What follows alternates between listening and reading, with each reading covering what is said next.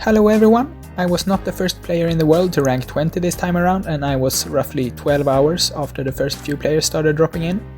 It took me 11 days to hit veteran, and this is the team that I made it with, consisting of venusaur, galarian, stunfisk and bastiodon. And if you followed this channel for a while, you know that I believe that the double tank team is the strongest team in Great League, and it has been that for the last year, so when I want to climb, that is what I use. And people have finally started to understand this, so this team is not that unique anymore, and it's not unexpected, but it's still insanely strong. Anyways, let's jump into the battles. First up is a game against Onion Frank, and this is a disaster of a game from my side, so let's learn from my mistakes. He leads with a Charmer, and my first mistake is that I didn't realize that I missed a turn in the beginning, so by doing 7 Vine Whips, like you usually should against a Charmer, I instead get piggybacked and they get an entire Charm for free. So that was just poor recognition by me. And then I stick to the strategy and send in Galarian Stunfisk to bait out the fighting type and the Ninetales. It doesn't matter which Pokemon it goes up against. But then I make a mistake here by throwing the Rock Slide when I would have been able to reach a Earthquake. So that was just another poor play. And here I'm forced to shield both of them. I could have tried to call the bait, but it's too risky since if the Venusaur goes down, my Bastiodon is dead against the Medicham. And then here I made the third mistake by not switching in, because that was pretty obvious that the opponent with a loaded Weather Ball in the back would have gone for that to get rid of my Venusaur and all of the energy on it. So by making these 3 rather tiny but still impacting mistakes, I ended up losing this game. So here it's completely over, since his Bastiodon has a big health advantage.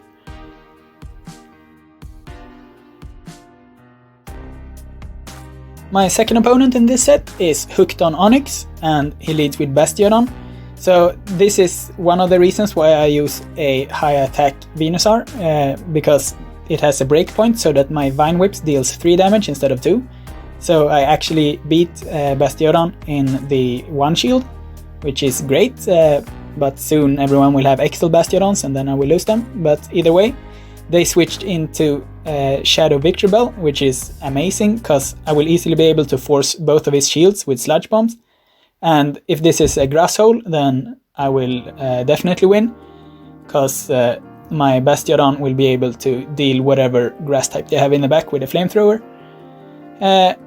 So here I go straight for the Earthquake and KO this Victory Bell, and then they can't send in a Bastiodon into this, so I get to see their last Pokemon, and it's a Charmer.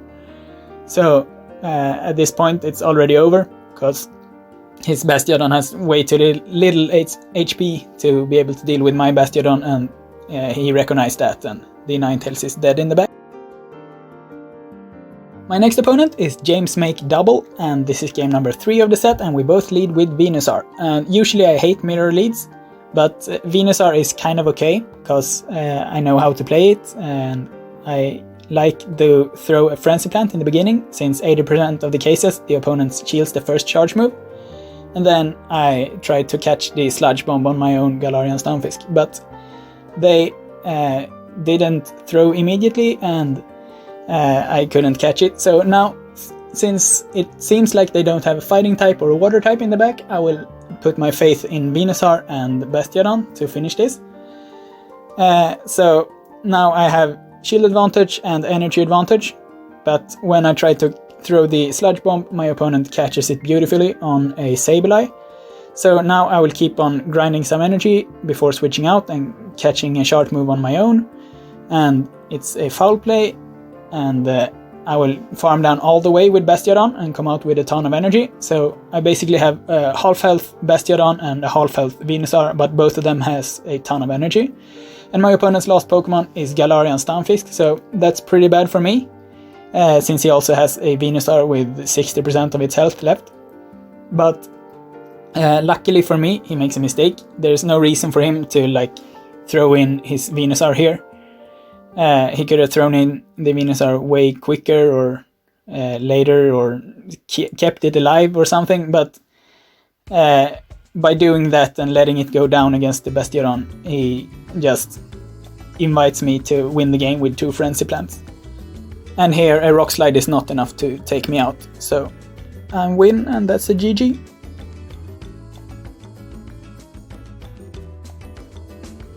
So here's game number 4 of the set, and it's against Spezzy Drinker, and he leads with Deoxys defense form, and every single Deoxys that is in the lead does have Psycho Boost, because they want to make as many Psycho Boosts undebuffed as possible over the course of the game, so they will throw and then switch out and throw and switch out and keep on doing that.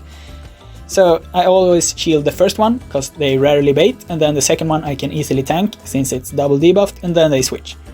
So here they switch in a Charmer, which is great for me, but I don't feel like I want to farm down all the way, because I want to have some health on Bastiodon left, so that it puts some pressure on Deoxys. So I will still be able to reach a charge move against Deoxys and put it into Frenzy Plant range.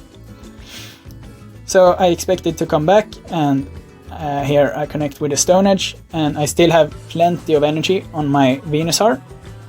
So I am in a very versatile situation, and here of course I send in Galarian Stunfisk to soak up all of this energy on the Deoxys, because none of its charge move can deal any damage and the opponent resigns. So my next and last opponent in this set is Dr. Dickies, and he leads with Mew, and this is a kind of tricky matchup, because usually they bait at 7 with Surf, but this time they threw after 6 Shadow Claws, so I know this is not a Flame Charge, so I have no reason to shield. And then they try to catch the Frenzy Plant with Skarmory. So now I banked a ton of energy on Venusaur, and Bastiodon will be able to farm this thing all the way down. So I am in a great spot. And I have so much energy advantage, but I still haven't won the game, since if they have a fighter in the back, this might get tricky, because a double shielded fighting type can usually deal with Venusaur when the Venusaur is already down to yellow. But now they try to save the Skarmory for the Venusaur, but of course I'm not going to let him have a switch advantage here. With the Skarmory against Venusaur, I want the Venusaur against his last Pokemon instead. So here I would be able to see the last Pokemon, and it's a Scrafty, which is actually one of the absolute worst things that the last one could be. Scrafty and Medicham would be the 2 worst Pokemon to face here.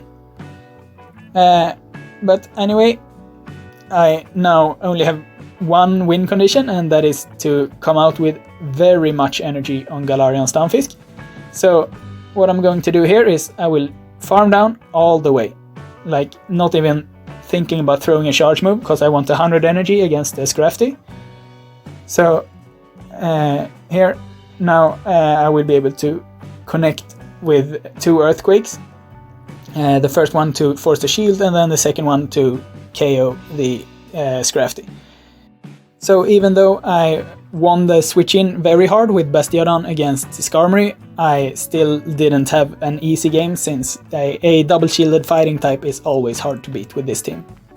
So now I will reach Veteran with a 4-1 set, and lastly I also want to show a game that I played against FPSticks on his stream, which I found interesting. So here I lead with Venusaur against his Galarian Stunfisk, and I throw at 8 Vine Whips, because that's when most people throw, but FPSticks is so good that he knows that there's no need to rush to the charge moves. So he got the piggyback and I didn't, so he's actually 1 full fast move before me. But then I can at least start forcing some shields, and I want him to switch out, so that I get some knowledge of his team. But he actually forces both of my shields, and I cannot throw my charge move there, because if my Venusaur doesn't have any energy and he has a water type or fighting type in the back, I lose the game immediately. So I actually caught the Earthquake on my Galarian Stunfisk, which his chat found very amusing, because they thought it was a bad play, but that is of course the best play, because otherwise I just straight up lose to a water type or a fighting type. And then I win the CMP against his Venusaur, because I have high attack. And then I can farm down with Bastiodon, and now that I have checked that he doesn't have a water type or a fighting type, so I know that Bastiodon has a good matchup in the back, because the Galarian stunfisk is also gone. So in the meta, it's just straight up good matchups left for Bastiodon, and then of course he's going to try to catch it, but I would not have thrown immediately there, but I would have checked that he performs another fast move, because I want to throw in the middle of his fast move animation, and then I can farm down this Pelipper and win. So that's it, thanks for watching.